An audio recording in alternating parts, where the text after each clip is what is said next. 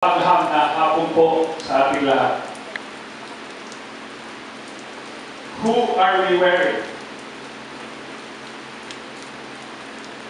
I repeat, who are we wearing?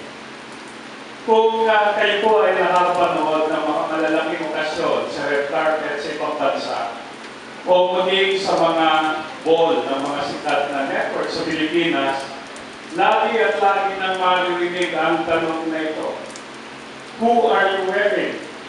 O sino ang gumawa ng kasuotan mo?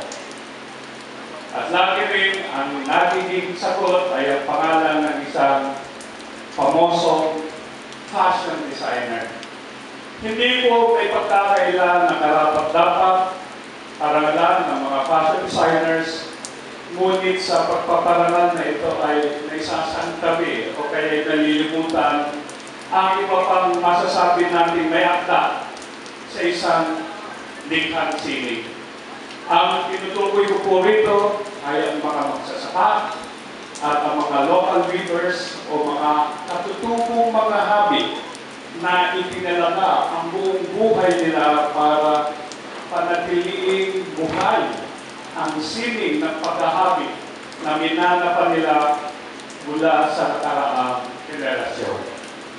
Ito ang ipinagpapasalamat ko sa serye na ito ng UST-NCR, ang Pamana Agham at ang kanilang kampanyang Science Beyond Borders sa kanilang pagtampo o pagtatampo ng mga katutubong sining upang makilala at may pagpatuloy ng kasalukuyang henerasyon.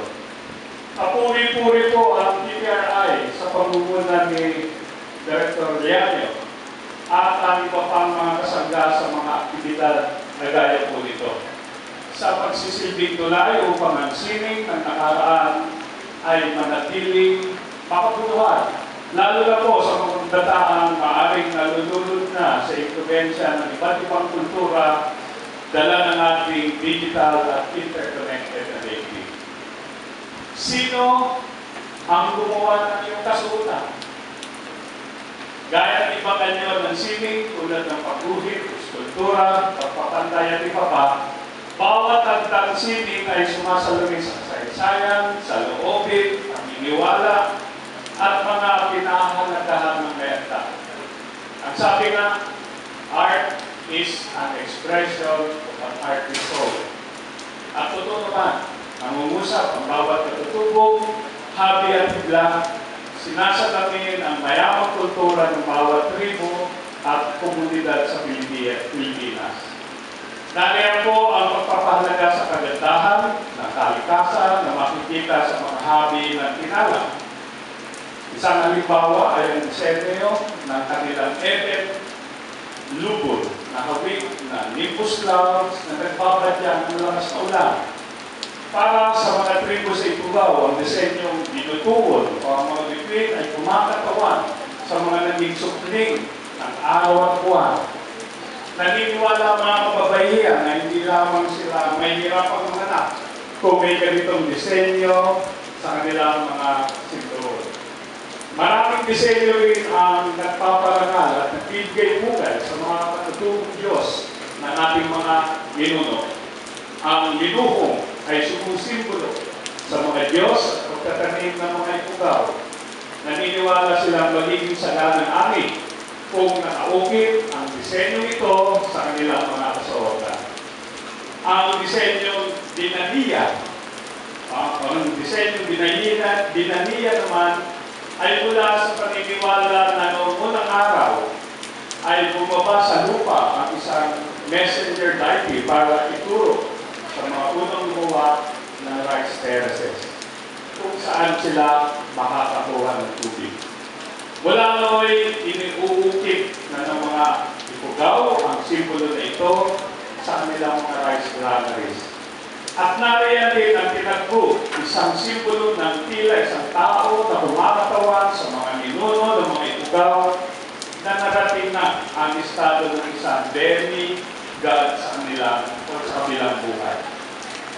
Nawawala ba ang mga mayamang mga paniniwala nito sa pagpasok ng siyensya teknolohiya o edukasyon?